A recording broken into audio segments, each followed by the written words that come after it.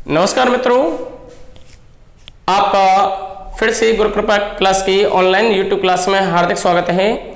मैं आपको छोड़ के गया था, मैं बात कर रहा था आरबीसी के बारे में। या हमने बात की थी पिछले जो लेक्चर था हमारा, पिछला जो वीडियो था उसमें हमने बात की थी आरबीसी के बारे में। और मैंने आपको बताया था कि आरबीसी का निर्माण भ्रूणीय अवस्था में स्प्लीन या प्लीहा या यकृत के अंदर होता है। और एडल्ट जो होते हैं, वयस्क लोग जो होते हैं, उन वयस्कों के अंदर जो आरबीसी का जो निर्माण होता है वो लाल अस्थि मज्जा के अंदर या रेड बोन मैरो के अंदर होता है। ये हमने यहां तक इसको आपको बात किया था। आगे हम बात करते हैं, इधर चलते हैं आगे मित्रों। यानी इसकी जो संख्या होती है, आरबीसी जो होती है, आरबीसी जो होती है, आरबीसी का मतलब होता है रेड ब्लड कॉर्पल्स। और मैंने आपको ये बताया था आरबीसी जो होती है इसकी मेल के अंदर, मेल का मतलब पुरुष के अंदर, इसकी लगभग 5.5 मिलियन संख्या पाई जाती है पर क्यूबिक एमएम। ये हमारी किसकी मात्रा पाई जाती है? आरबीसी की जो मात्रा पाई जाती है वो कितनी पाई जाती है? या हम कह सकते हैं लगभग 55 लाख के आसपास, 55 लाख प्रति एमएम, प्रति एमएम। ये हमारी किसकी मात्रा पाई जाती है? आरबीसी की हमारी मेल के अंदर क्या पाई जाती है? मात्रा पाई जाती है। इसके अलावा जो महिलाएं होती हैं, उन महिलाओं के अंदर जो आरबीसी होती है, महिलाओं के अंदर आरबीसी कैसी पाई जाती है? कम पाई जाती हैं। और सबसे ज्यादा जो आरबीसी पाई जाती हैं, याद रखिएगा, मैं यहां स्टार लगा रहा हूं इधर, सर्वाधिक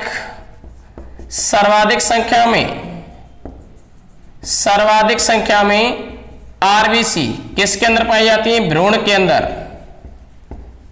सर्वाधिक संख्या में आरबीसी पाई जाती है, भ्रूण के अंदर पाई जाती है। ये सारे के सारे क्वेश्चन बहुत ज्यादा इंपॉर्टेंट होते हैं हमारे यहाँ पे। इधर सर्वाधिक संख्या में आरबीसी जो पाई जाती है वो किसके अंदर पाई जाती है? भ्रूण के अंदर पाई जाती है। और यदि मैं मेल और फीमेल के बारे में बात करूं तो मेल और फीमेल में से सर्वाधिक जो आरबीसी पाई जाती है वो मेल के अंदर पाई जाती है, जबकि फीमेल के अंदर इनकी थोड़ी मात्रा कैसी होती है? कम होती है। हम बात कर रहे थे यहाँ पे इधर कि जो आरबीसी होती है, आरबीसी जो होती है, इसका जो मेन फंक्शन होता है वो क्या होता है? अर्थात इसको सबसे पहले किसके द्वारा खोजा गया? आरबीसी जो है इसको सबसे पहले हमारा खोजा गया था लुवेनहॉक। लुवेनहॉक के द्वारा सबसे पहले इस आरबीसी को डिस्कवर किया गया। ये भी हमारा एक महत्वपूर्ण क्वेश्चन बनता है यहाँ से कि सबसे पहले आरबीसी को खोजने वाले वैज्ञानिक कौन हैं? तो सबसे पहले आरबीसी की खोज करने वाले वैज्ञानिक का नाम क्या है? लुवेनहॉक। अर्थात इस लुवेनहॉक के द्वारा सबसे पहले इस आरबीसी को डिस्कवर किया गया, खोजा गया। तो पहले आप इन सारे के सारे क्वेश्चनों को नोट कीजिएगा। इधर हम बात करते हैं आरबीसी में, आगे की तरफ चलते हैं। ये आपने नोट कर लिया होगा, एक बार मैं दोबारा से इसको रिवाइज करा रहा हूँ थोड़ा सा। आरबीसी जो होती है सर्वाधिक संख्या में किसके अंदर पाई जाती है? भ्रूण के अंदर। मेल के अंदर इसकी संख्या काफी ज्यादा पाई जाती है, मिलियंस पाई जाती है।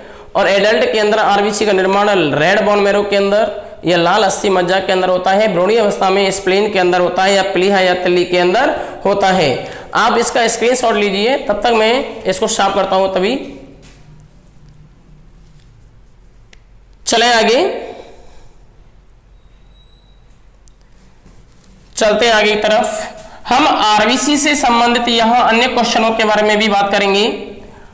आप इनको मेरे साथ साथ नोट कीजिएगा। आरबीसी में मैंने बताया क्या आरबीसी के अंदर हमारा न्यूक्लियस पाया जाता है क्या? कि आरबीसी के अंदर न्यूक्लियस प्रेजेंट नहीं होता है। आरबीसी के अंदर न्यूक्लियस नहीं पाया जाता। आरबीसी में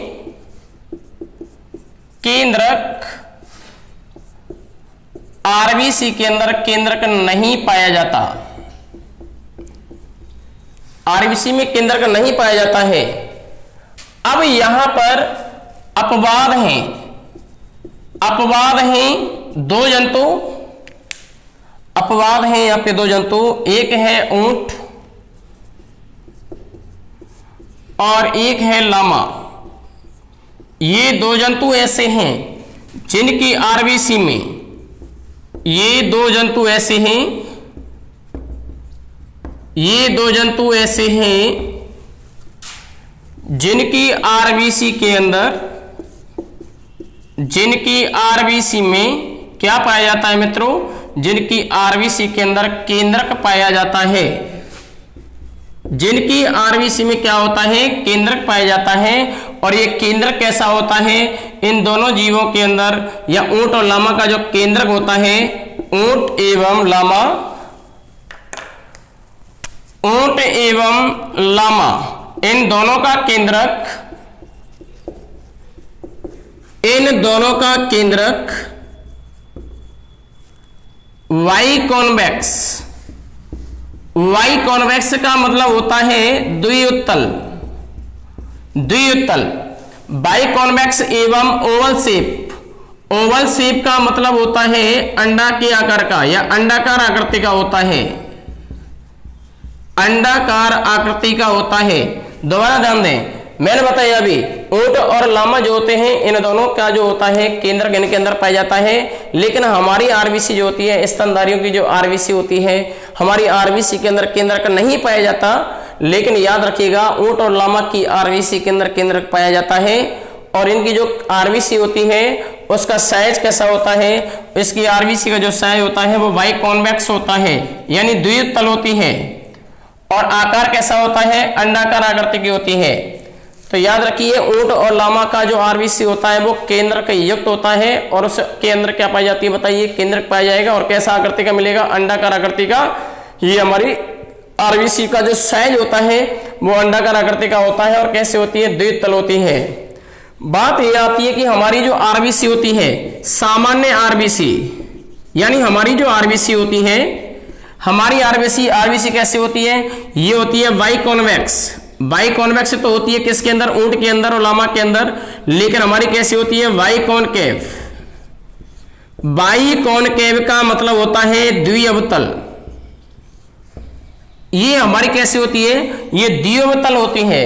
तो याद रखिए सामान्य जो आरबीसी होती है वो द्विअवतल होती है। ऊंट और लामा की कैसी होती है, बाई कॉन्वेक्स होती है। और हमारी कैसी होती है, बाई कॉनकेव होती है।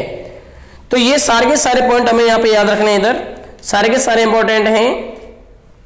आगे बात करूंगा मैं इधर, यानी आरबीसी का जो साइज होता है, आरबीसी का साइज, आरबीसी जो होती है इसका जो साइज होता है वो होता है 6.5 से 8 माइक्रोन। 6.5 से लेकर के 8 माइक्रोन तक की हमारी क्या होती है, आरबीसी का साइज होता है। और यदि मैं बात करता हूं इसकी थिकनेस के बारे में, मोटाई के बारे में, तो मोटाई कितनी होती है, आरबीसी की मोटाई होती है, मोटाई बहुत कम होती है, 1.2 माइक्रोन। तो ये सारे के सारे क्वेश्चंस हमारे आरबीसी से रिलेटेड हैं। दोबारा ध्यान दीजिएगा, इधर मैंने बताया सामान्य जो आरबीसी है वो बाई कॉनकेव होती है, द्विअवतल होती है। आरबीसी का जो साइज होता है वो 6.5 से लेकर के 8 माइक्रोन तक का होता है। मोटाई के बारे में बात करें तो 1.2 माइक्रोन मोटाई की हमारी क्या होती है, आरबीसी होती है। आप इसका एक बार स्क्रीनशॉट लीजिएगा। हम आगे की तरफ बात करते हैं इधर। चलिए आगे बात करते हैं।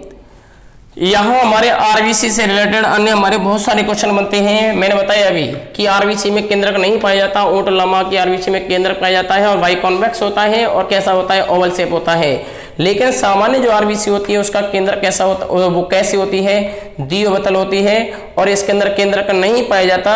और आरबीसी का साइज 6.5 से लेकर के 8 माइक्रोन होता है। मोटाई कितनी होती है, मोटाई लगभग 1.5 माइक्रोन के आसपास होती है। चलिए आगे चलते हैं दोस्तों, बात करता हूं मैं आगे। हम इसी आरबीसी के बारे में अभी और पढ़ना है।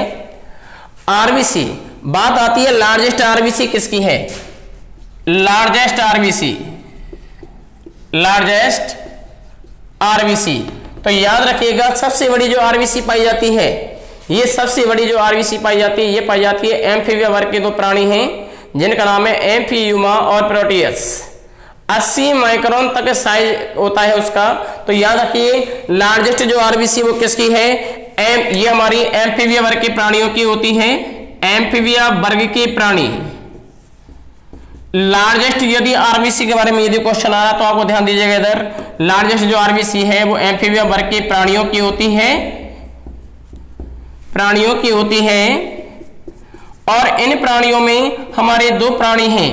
पहला प्राणी जो है वो है हमारा एम्फीयूमा, एम्फीबिया से आपको याद रखना है, एम्फीबिया से एम्फी हो गया और एम्फीयूमा।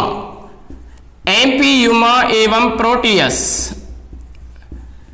एम्फीयूमा एवं प्रोटियस ये दो प्राणी ऐसे हैं, इन प्राणियों की जो सबसे बड़ी क्या पाई जाती है, आरबीसी हमारी पाई जाती है। और इनकी आरबीसी का यदि साइज के बारे में बात करूं तो इनकी आरबीसी का साइज होता है मित्रों 80 माइक्रोन।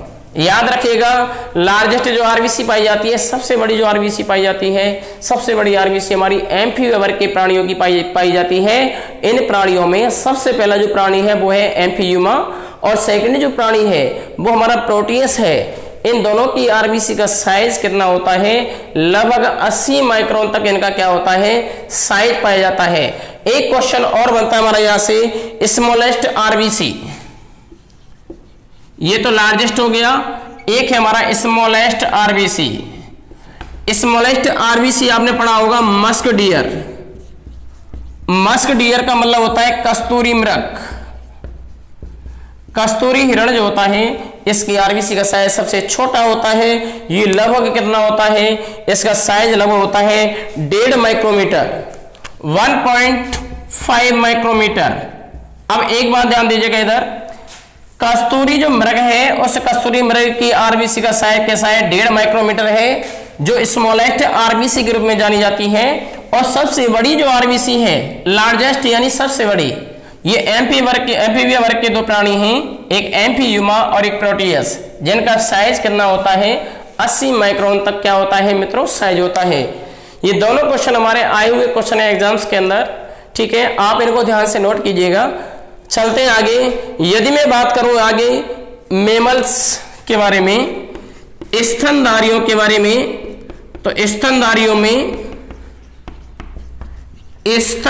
में यदि क्वेश्चन आता है कि स्तनधारियों में सबसे बड़ी आरबीसी किस जीव की होती है, तो आपको याद आना चाहिए, आपका आंसर होना चाहिए हाथी की होती है। ये होती है 9.4 माइक्रोमीटर तक। 9.4 माइक्रोमीटर हमारा क्या होता है, इसका साइज होता है। और फ्रॉग की जो आरबीसी होती है, मैंने आपको बता दिया यहाँ पे, इधर आपको याद रखिएगा, फ्रॉग के अंदर जो आरबीसी होती है, फ्रॉग हमारा एम्फीबिया वर्ग का प्राणी है। फ्रॉग हमारा एम्फीबिया वर्ग का प्राणी है। इसकी आरबीसी का साइज कैसा होता है, इसकी जो आरबीसी होती है वो होती है वाई कॉन्वेक्स एंड ओवल शेप, यानी अंडाकार आकृति का। और कैसी होती है, द्वि उत्तल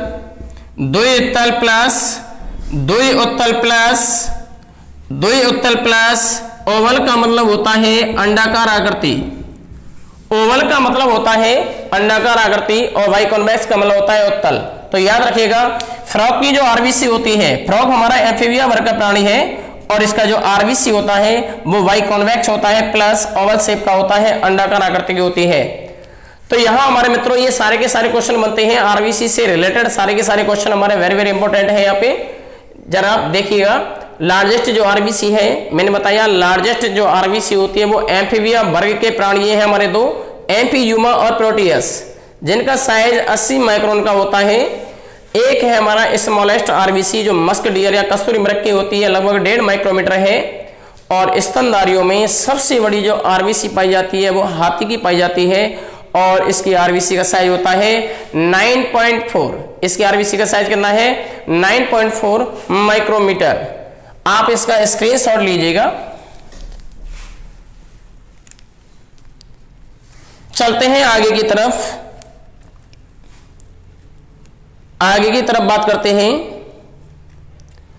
आरबीसी का मैंने आपको बताया, ये हमारा आरबीसी है। आरबीसी से रिलेटेड हमारे यहां कुछ क्वेश्चन और हैं। अच्छा, एक बात बताइए, जब आरबीसी हमारी मृत हो जाती है, मैंने बताया इसका जीवन काल हमारा कितने दिन का है, इसका जीवन काल है 120 डेज। आरबीसी का जीवन काल 120 दिन का होता है। जब ये मृत हो जाती है तो मृत होने के बाद क्या होता है, जब आरबीसी नष्ट होना प्रारंभ हो जाती है तो ये आरबीसी मृत होकर के ये कहां जमा होना प्रारंभ हो जाती है, ये जमा होना प्रारंभ हो जाती है स्प्लीन के अंदर। स्प्लीन के अंदर ये जमा होना क्या हो जाती है, स्प्लीन में जमा होना प्रारंभ हो जाती हैं। यानी आरबीसी अपना जीवन काल जब पूरा कर लेती है, 120 दिन का जीवन काल होता है, और अपना जीवन काल पूरा करने के बाद ये आरबीसी क्या होती है, ये जमा होना प्रारंभ हो जाती है स्प्लीन के अंदर। और जब स्प्लीन के अंदर ये जमा होना प्रारंभ हो जाती है तो याद रखिए ये हमारा क्या कहलाता है बताइए, लगातार हमारा ये जमा होती रहती है इस प्रकार से, जिस प्रकार से सिक्कों की जो ढेरी होती है, एक सिक्के के ऊपर दूसरा सिक्का होता है, इसी प्रकार से ये सिक्कों के रूप में एक के ऊपर एक ऐसे जमा होती हुई चली जाती है। अपनी सरफेस के द्वारा ये अन्य आरबीसियों के साथ कनेक्ट होती हुई चली जाती है, जमा होती चली जाती है, एक के ऊपर एक सिक्कों की भांति। ये आरबीसी का ये जो कंडीशन होती है ये कहलाती है रोलेक्स फॉर्मेशन। ये कहलाता है आरबीसी का इस प्रकार से जमा होना कहलाता है मित्रों रोलेक्स फॉर्मेशन के नाम से इसको जाना जाता है। अब मैंने बताया अभी कि आरबीसी मृत हो गई, स्प्लीन के अंदर आ जाती है प्लीहा के अंदर। इसी की वजह से इस प्लीहा या जिसे हम तिल्ली कहते हैं, इसे आरबीसी का क्या बोला जाता है, इसे आरबीसी का कब्रिस्तान कहते हैं, या इसे ग्रेव यार्ड के नाम से जाना जाता है, graveyard of dead RBC, dead RBC. इसे हम क्या कहते हैं, graveyard of dead RBC या मृत आरबीसी का कब्रिस्तान के नाम से जिसको जाना जाता है, वो हमारा स्प्लीन होती है। और यही स्प्लीन के अंदर ये हमारा क्या होता है, जो मृत आरबीसियां होती हैं ये एक के ऊपर एक सिक्कों की भांति जमा होती चली जाती हैं। और जब ये आरबीसी अपनी सतह के द्वारा जो मृत होती हैं ये एक के ऊपर एक हमारी सिक्कों की भांति जब जमा होती चली जाती हैं तो ये कंडीशन हमारी क्या कहलाती है, ये कंडीशन हमारी रोलेक्स फॉर्मेशन के नाम से इसको जाना जाता है। हम आगे बात करेंगे, इधर चले आगे की तरफ। यहां पे आपको ध्यान रखना है कि जो रक्त होता है इस रक्त में हमारा हीमोग्लोबिन की मात्रा पाई जाती है, या इस आरबीसी के अंदर हमारा क्या पाया जाता है, हीमोग्लोबिन। इस आरबीसी के अंदर हमारा क्या मिलेगा मित्रों, इस आरबीसी के अंदर किसकी मात्रा पाई जाती है, हीमोग्लोबिन पाया जाता है। और इस हीमोग्लोबिन के केंद्र में जो हमारा तत्व पाया जाता है वह तत्व होता है लौह तत्व। वो कौन सा तत्व है बताइए, वह तत्व है हमारा लौह तत्व है। यह लौह तत्व हमारे यहाँ आयरन के नाम से भी इसको जाना जाता है। ये लौह तत्व हमारा कहाँ पाया जा रहा है, आरबीसी होती है, आरबीसी का रंग लाल होता है, लाल रंग की होती है। कारण क्या है, कारण यह है इसके अंदर क्या होता है, हीमोग्लोबिन। लेकिन याद रखिएगा हीमोग्लोबिन होने को तो होता है बैंगनी कलर का होता है, हीमोग्लोबिन स्वयं तो बैंगनी कलर का होता है, लेकिन ये हीमोग्लोबिन जब ऑक्सीजन के साथ रिएक्ट करता है तो ये बनाता है ऑक्सी हीमोग्लोबिन।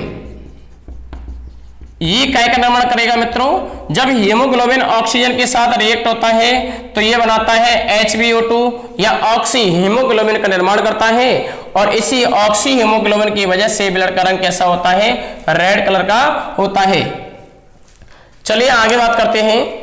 ये जो हमारा हीमोग्लोबिन है, मैंने इस हीमोग्लोबिन को दो पार्ट में डिवाइड किया। एक तो हमारा क्या है बताइए, एक तो हो गया हीम और एक ग्लोबिन। एक हो गया हीम और एक दूसरा पार्ट क्या हो गया, ग्लोबिन। ग्लोबिन एक प्रकार का प्रोटीनी भाग होता है, प्रोटीन है, जो हमारा हीमोग्लोबिन के अंदर कितना परसेंट है बताइए, 96% मात्रा में।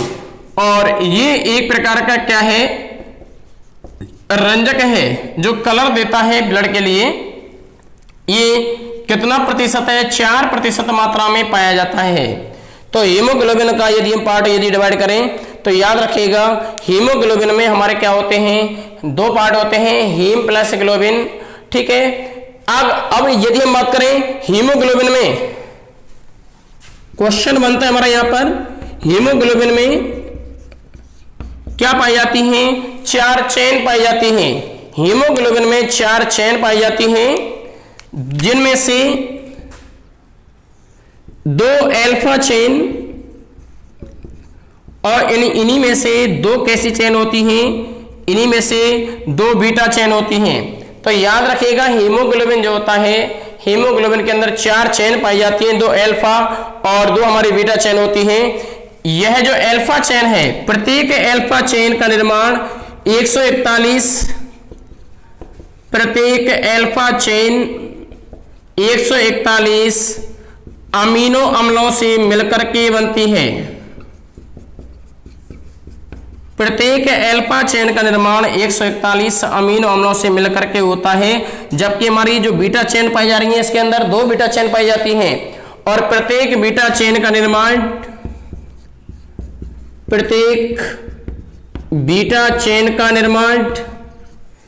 146 अमीनो अम्लों के द्वारा किया जाता है। तो ये हमारे बहुत ज्यादा इंपॉर्टेंट क्वेश्चन बनते हैं कि हीमोग्लोबिन के अंदर कितने प्रकार की चेन पाई जाती हैं। तो हीमोग्लोबिन में 4 चेन पाई जाती हैं, 2 अल्फा चेन होती हैं, 2 बीटा चेन होती हैं। और याद रखें, प्रत्येक अल्फा चेन के अंदर 141 अमीनो अम्ल पाए जाते हैं और यहां यदि मैं बात करूं प्रत्येक बीटा चेन के अंदर हमारे क्या पाए जाते हैं, प्रत्येक बीटा चेन के अंदर 146 अमीनो अम्ल पाए जाते हैं। हम बात करते हैं आगे की तरफ, आप इनका स्क्रीनशॉट लीजिए जब तक। हीमोग्लोबिन जो होता है, ध्यान दीजिएगा मित्रों, हीमोग्लोबिन की जो मात्रा होती है पुरुष के अंदर ज्यादा पाई जाती है बजाय महिला के। पुरुष के अंदर हमारी कितनी होती है, मेल के अंदर, मेल में हीमोग्लोबिन की मात्रा कितनी पाई जाती है, पुरुषों के अंदर हीमोग्लोबिन की मात्रा कितनी होती है, मेल में हीमोग्लोबिन की जो मात्रा पाई जाती है, ये मात्रा पाई जाती है 15 ग्राम प्रति 100 ml। ये मात्रा पाई जाती है 15 ग्राम प्रति 100 ml पाई जाती है। और यदि मैं बात करता हूं किसके बारे में, फीमेल के बारे में, फीमेल में यह पाई जाती है 13 ग्राम प्रति 100 ml। तो याद रखिएगा, मेल में जो हमारा प्रतिशत पाया जाता है, मेल में हमारा हीमोग्लोबिन का प्रतिशत पाया जाता है 15 ग्राम प्रति 100 ml और फीमेल के अंदर जो हमारा हीमोग्लोबिन का जो प्रतिशत माना गया है वो 13 ग्राम प्रति 100 ml माना गया है। अगर हमारा 12 ग्राम, अगर हीमोग्लोबिन की मात्रा 12 ग्राम प्रति 100 ml है या इससे कम है तो वह कंडीशन कहलाती है एनीमिया। क्या कहलाएगी मित्रों, एनीमिया। मैंने बताया अभी आपको कि हमारा जो ब्लड है उस ब्लड के अंदर हीमोग्लोबिन का कितना मात्रा होना चाहिए, हमारे ब्लड के अंदर हीमोग्लोबिन का मात्रा कितना होना चाहिए। मेल के अंदर सर्वाधिक मात्रा में क्या पाया जाता है, हीमोग्लोबिन का प्रतिशत पाया जाता है, की मात्रा पाई जाती है 15 ग्राम प्रति 100 ml, यानी 100 ml ब्लड के अंदर कितना ग्राम होना चाहिए, मेल के अंदर 15 ग्राम। और फीमेल के बारे में बात करें तो 13 ग्राम के आसपास होना चाहिए प्रति 100 ml के अंदर। और यदि हीमोग्लोबिन का यदि हमारा मान यदि कमा रहे, वैल्यू कमा रही है 12 ग्राम प्रति 100 ml से यदि कम यदि हीमोग्लोबिन आता है तो वो कंडीशन हमारी कहलाती है एनीमिया कंडीशन। और एनीमिया भी हमारे कितने प्रकार का है, एनीमिया भी हमारा 3 प्रकार का होता है। जरा ध्यान दें, एनीमिया भी हमारा 3 प्रकार का है। पहला है सामान्य एनीमिया, पहला है सामान्य एनीमिया, दूसरा यदि बात करें परनीशियस एनीमिया, परनीशियस एनीमिया। यदि मैं तीसरे एनीमिया के बारे में बात करूं तो तीसरा है sickle cell anaemia, sickle cell anaemia. और यदि मैं लास्ट में बात करूं तो एक है माइक्रोसाइटिक, अगला है माइक्रोसाइटिक एनीमिया। तो ये हमारे बहुत प्रकार के क्या होते हैं, एनीमिया होते हैं। 4 प्रकार का एनीमिया होता है। पहला है सामान्य एनीमिया। सामान्य एनीमिया में शरीर के अंदर बताइए किसकी मात्रा में कमी आ जाती है। सामान्य एनीमिया जो होता है शरीर में लौह तत्व की कमी से होता है। सामान्य एनीमिया लौह तत्व की कमी से होता है। ये सामान्य एनीमिया जो होता है लौह तत्व की कमी से होता है। अगर मैं बात करता हूं परनीशियस एनीमिया के बारे में तो याद रखिए मित्रों, परनीशियस जो एनीमिया है ये विटामिन बी12 की कमी से जो रोग होता है, विटामिन B12 की वजह से जो हमारा रोग होता है कमी से, वो हमारा रोग है पर्नीशियस एनीमिया। और यदि मैं बात करता हूं सिकल सेल एनीमिया, तो सिकल सेल एनीमिया में आपको याद रखना है ये जो आरबीसी होती है, सिकल सेल एनीमिया में आरबीसी का जो आकार होता है वो कैसा हो जाता है, हंसियाकार आकृति का हो जाता है। यानी आरबीसी जो होती है हंसियाकार हो जाती है किसके अंदर, सिकल सेल एनीमिया के अंदर। वेरी वेरी इंपॉर्टेंट है सिकल सेल एनीमिया। कई बार इसके अंदर से क्वेश्चन भी हमारा आया हुआ है कि सिकल सेल एनीमिया एक प्रकार का क्या है, सिकल सेल एनीमिया एक प्रकार की ऑटोसोमल डिसीज है।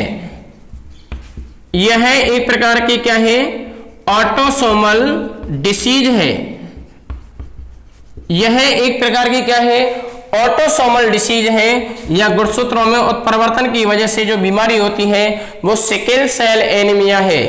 अर्थात सिकल सेल जो एनीमिया है ये अलिंगी गुणसूत्रों में उत्परिवर्तन की वजह से होती है। सिकल सेल एनीमिया, ये जो अलिंगी गुणसूत्र होते हैं 22 जोड़ी, सिकल सेल एनीमिया जो अलिंगी गुणसूत्र होते हैं, अलिंगी गुणसूत्रों में उत्परिवर्तन होने की वजह से, अलिंगी गुणसूत्रों में उत्परिवर्तन होने की वजह से जो हमारा रोग होता है वो रोग हमारा होता है सिकल सेल एनीमिया। और हमारे अंदर अलिंगी जो गुणसूत्र पाए जाते हैं मनुष्य में, अलिंगी गुणसूत्रों की संख्या कितनी होती है, अलिंगी जो गुणसूत्र होते हैं प्रिय मित्रों, ये अलिंगी गुणसूत्रों की संख्या पाई जाती है 22 जोड़ी। और ये पेयर के बारे में यदि बात कर रहा है, जोड़े के बारे में, तो 22 जोड़ी। और यदि आपसे ऑप्शन में संख्या पूछी जा रही है तो याद रखिए एक जोड़े में 2 पाए जाते हैं और 22 जोड़ी में कितना हो गया, 22 गुणा 2 हो गया, कितना हो गया 44। संख्या के बारे में बात कर रहा है तो 44। और यदि आपसे पूछा जा रहा है कि वास्तव में अलिंगी गुणसूत्र कितने जोड़ी पाए जाते हैं तो 22 जोड़ी। और इन्हीं अलिंगी गुणसूत्रों में उत्परिवर्तन होने की वजह से हमारा कौन सी एनीमिया डिसीज होती है, सिकल सेल एनीमिया। क्योंकि हमारा जो हीमोग्लोबिन होता है, क्योंकि हीमोग्लोबिन जो होता है, हमारा जो हीमोग्लोबिन होता है, मैंने बताया हमारे मेल के अंदर 15 ग्राम प्रति 100 ml पाए जा रहे हैं। इस हीमोग्लोबिन में 4 चेन पाई जाती हैं। ये मैंने आपको यहां पर बना दिया हीमोग्लोबिन, इसके अंदर 4 चेन पाई जाती हैं। ये अल्फा चेन, ये भी अल्फा चेन है। यहां पर हमारा ये क्या हो गया, अल्फा चेन, ये भी हमारा अल्फा चेन, और यहां पर हमारा क्या आ गया, बीटा चेन, और ये हमारा क्या है, बीटा चेन। अब यहां जरा ध्यान दीजिएगा, ये हीमोग्लोबिन है, हीमोग्लोबिन में 4 हमारी चेन है, alpha chain, alpha chain, beta chain, beta chain. अब इन चेनों पर अमीनो अम्लों का एक ऑर्डर पाया जाता है। किसका ऑर्डर पाया जाता है, यहां पर ये जो मैंने आपको ब्लैक कलर के जो बनाए हैं ये आपका अमीनो अम्ल है, और इन अमीनो अम्लों का एक क्या पाया जाता है, एक निश्चित सीक्वेंस पाया जाता है। ये अमीनो अम्ल है, और याद रखना 6वें स्थान पर यदि इन अमीनो अम्लों में 1 2 3 4 5 6, इस 6वें नंबर की जगह पर अमीनो अम्लों का एक मैंने बताया है, ये जो हमारी बीटा चेन है इस पर अमीनो अम्लों का एक निश्चित क्रम या ऑर्डर पाया जाता है। और 6वें स्थान पर ये जो अमीनो अम्लों का जो हमारा 6वां स्थान है, इस 6वें स्थान पर ग्लूटामीन की जगह पर, इस 6वें नंबर के स्थान पर क्या होता है, ग्लूटामीन होता है। दोबारा ध्यान दीजिएगा, इधर मैंने बताया अभी कि हीमोग्लोबिन में 4 चेन जुड़ी रहती हैं, alpha alpha chain, beta chain, beta chain. अब इन चेनों पर भी हमारा अमीनो अम्लों के क्या पाए जाते हैं, ऑर्डर पाए जाते हैं, क्रम पाए जाते हैं। और इसी क्रम में इस बीटा चेन पर हमारा क्या होता है, 6वें नंबर पर हमारा ग्लूटामीन अमीनो अम्ल पाया जाता है। कौन सा अमीनो अम्ल पाया जाता है, इस बीटा चेन पर 6वें नंबर की जगह पर ग्लूटामीन अमीनो एसिड पाया जाता है। लेकिन सिकल सेल एनीमिया में इसका क्रम बदल जाता है, या ग्लूटामीन की जगह पर क्या आ जाता है, बेलिन अमीनो अम्ल आ जाता है। कौन सा अमीनो अम्ल, बेलिन अमीनो अम्ल आ जाता है, जिसकी वजह से सिकल सेल एनीमिया डिसीज होती है। तो दोबारा ध्यान दें इधर, मैंने क्या बताया अभी आपको, सिकल सेल एनीमिया में क्या बताया मैंने, सिकल सेल एनीमिया में जब हमारा क्या होता है, हीमोग्लोबिन जो होता है आरबीसी के अंदर, उसके के अंदर हमारी 4 चेन होती हैं, अल्फा चेन, बीटा चेन, और इन चेनों पर अमीनो अम्लों का एक निश्चित क्रम पाया जाता है, और इसी क्रम में 6वें नंबर पर होता है अमीनो अम्ल ग्लूटामीन। लेकिन ग्लूटामीन की जगह पर सिकल सेल एनीमिया जब होता है तो ग्लूटामीन की जगह पर हमारा कौन सा अमीनो अम्ल आ जाता है, वेलिन आ जाता है, जिसकी वजह से ये सिकल सेल एनीमिया डिसीज होती है।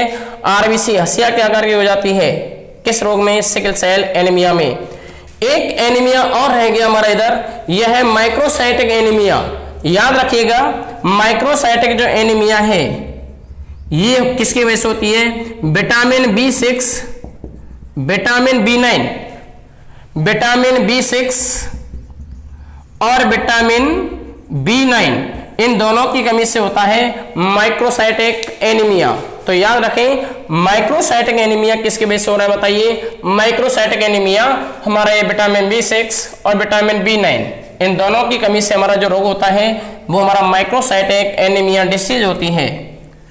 चलिए मित्रों, हम बात करते हैं आगे की तरफ। ये हमारा क्या हो गया, एनीमिया हो गया। एनीमिया कितने प्रकार का हो गया, 4, सामान्य anaemia, pernicious anaemia, sickle cell anaemia और एक माइक्रोसाइटिक एनीमिया। किन विटामिन यानी विटामिन B6 और विटामिन B9 की कमी से जो रोग होता है वो माइक्रोसाइटिक एनीमिया है। पर्नीशियस एनीमिया विटामिन B12 की कमी से होता है। और याद रखिए, जो सिकल सेल एनीमिया है वो सिकल सेल एनीमिया एक प्रकार का आलिंगी गुणसूत्रों में जब म्यूटेशन होता है, उत्परिवर्तन की घटना होती है, तब जाकर के वो सिकल सेल एनीमिया डिसीज होती है। चलिए मित्रों, आगे चलते हैं। मैंने अभी आपको बताया आरबीसी के बारे में, आगे हम यह बात करेंगे आरबीसी के निर्माण की क्रिया। आरबीसी के निर्माण की क्रिया, आरबीसी के निर्माण की क्रिया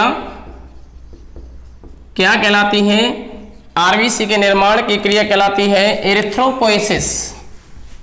आरबीसी के निर्माण की क्रिया क्या कहलाती है, ये क्रिया कहलाती है एरिथ्रोपोएसिस।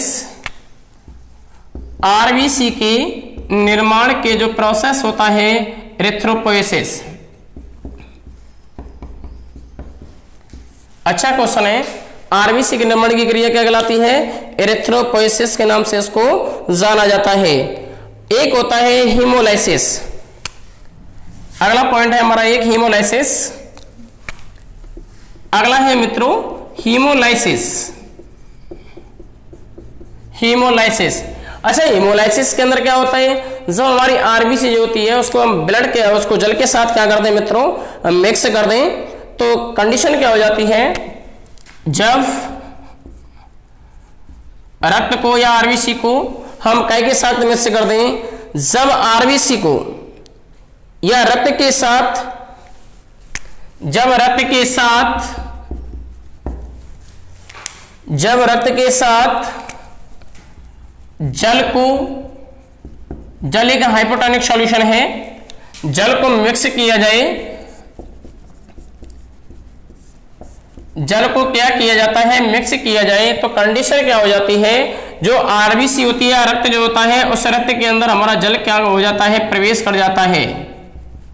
जल क्या होता है, ये हमारा इस रक्त के अंदर क्या कर जाता है, प्रवेश कर जाता है। और याद रखना इधर, जब ये जल प्रवेश करेगा तो यहां इसका जो वॉल्यूम है, ये वॉल्यूम क्या होगा, बढ़ेगा, वॉल्यूम बढ़ेगा, और वॉल्यूम बढ़ने से क्या होगी, ये बस्ट हो जाएगी, फट जाएगी। इस कंडीशन को हमने क्या नाम दिया, ये कंडीशन कहलाती है हीमोलाइसिस। दोबारा ध्यान दीजिएगा इधर, मैंने क्या किया, रक्त को जल के साथ मिक्स किया, और रक्त को जल के साथ, जल एक हाइपोटोनिक सॉल्यूशन होता है, जब मैंने क्या किया, जब रक्त के साथ जल को मिक्स किया तो कंडीशन क्या हुई, जल प्रवेश कर गया इस ब्लड के अंदर या इस आरबीसी के अंदर, और ये क्या हो जाती है, अंदर से क्या हो जाती है, इसका वॉल्यूम बढ़ेगा। और वॉल्यूम बढ़ने की वजह से, वॉल्यूम का मतलब होता है इसका आयतन बढ़ेगा, आयतन बढ़ेगा तो ये फट जाएगी। फटने की जो प्रोसेस होती है वो कहलाती है हीमोलाइसिस। लाइसिस का मतलब होता है टूट जाना। तो ये प्रोसेस हमारा क्या कहलाएगा, ये प्रोसेस हमारा किस नाम से जाना जाता है, ये हमारा हीमोलाइसिस के नाम से इस प्रोसेस को जाना जाता है। अच्छा, एक क्वेश्चन और बनता है यहां से, आरबीसी को मापने वाला उपकरण क्या कहलाएगा? मापने का उपकरण ये कहलाता है, आरबीसी मापक जो उपकरण होता है हीमोसाइटोमीटर, ये कहलाता है हीमोसाइटोमीटर। आरबीसी को मापने वाला उपकरण कहलाएगा हीमोसाइटोमीटर। और एक हमारा क्या होता है, एक हमारा हीमोग्लोबिन होता है, ये हमारा क्या कहलाएगा, हीमोग्लोबिन को मापने वाला जो उपकरण होता है वो हमारा क्या कहलाता है, वो कहलाता है हीमोग्लोबिनोमीटर, ये कहलाएगा हीमोग्लोबिनोमीटर। तो याद रखिए, हीमोग्लोबिन का मेजरमेंट कर रहा है हीमोग्लोबिनोमीटर, और जो है आरबीसी का जो मापन कर रहा है वो हमारा क्या बताइए, ये हमारा क्या काम कर रहा है, आरबीसी को माप रहा है हीमोसाइटोमीटर।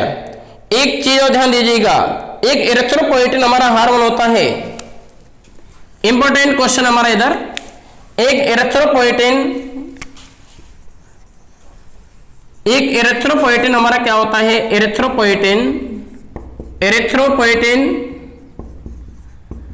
एक हार्मोन है जो किडनी से निकाला जाता है, जो किडनी से स्रावित होता